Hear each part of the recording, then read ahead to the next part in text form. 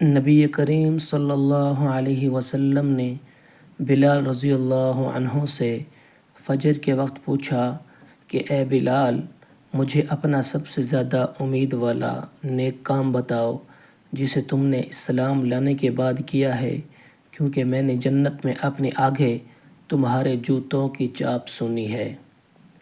بلال رضی اللہ عنہ نے عرض کیا، میں نے تو اپنے نزدیک اس سے زیادہ امید کا کام نہیں کیا کہ جب میں نے رات یا دن میں کسی وقت بھی وضو کیا تو میں اس وضو سے نفل نماز پڑھتا رہتا جتنی میری تقدیر لکھی گئی تھی۔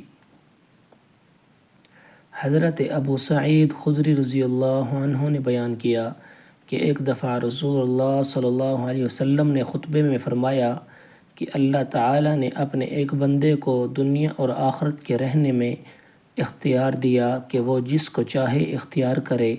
بندے نے وہ پسند کیا جو اللہ کے پاس ہے، یعنی آخرت۔ یہ سن کر ابو بکر رضی اللہ عنہ رونے لگے۔ میں نے اپنے دل میں کہا کہ اگر اللہ نے اپنے کسی بندے کو دنیا اور آخرت میں سے کسی کو اختیار کرنے کو کہا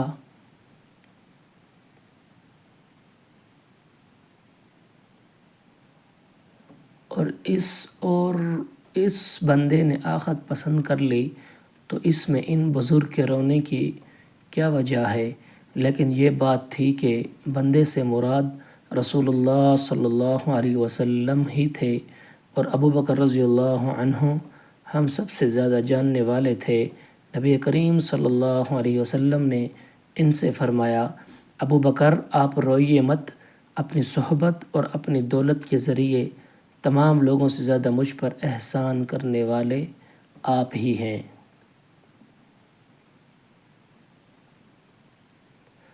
اور اگر میں کسی کو خلیل بناتا تو ابو بکر کو بناتا، لیکن جانی دوست تو اللہ کے سوا کسی سے نہیں ہو سکتی۔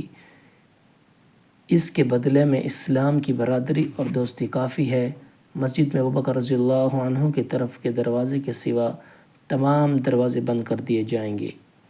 حضرت ابو ہریرہ رضی اللہ عنہ نے عرض کیا، یا رسول اللہ، قیامت کے دن آپ صلی اللہ علیہ وسلم کی شفاعت سے سب سے زیادہ سعادت کسے ملے گی؟ تو رسول اللہ صلی اللہ علیہ وسلم نے فرمایا، اے ابو ہریرہ رضی اللہ عنہ، مجھے یقین تھا کہ تم سے پہلے کوئی اس کے بارے میں مجھ سے دریافت نہیں کرے گا، کیونکہ میں نے حدیث کے متعلق تمہاری حرص دیکھ لی تھی۔ سنو، قیامت میں سب سے زیادہ فیض یاب میری شفاعت سے وہ شخص ہوگا جو سچے دل سے یا سچے جی سے لا الہ الا اللہ کہے گا۔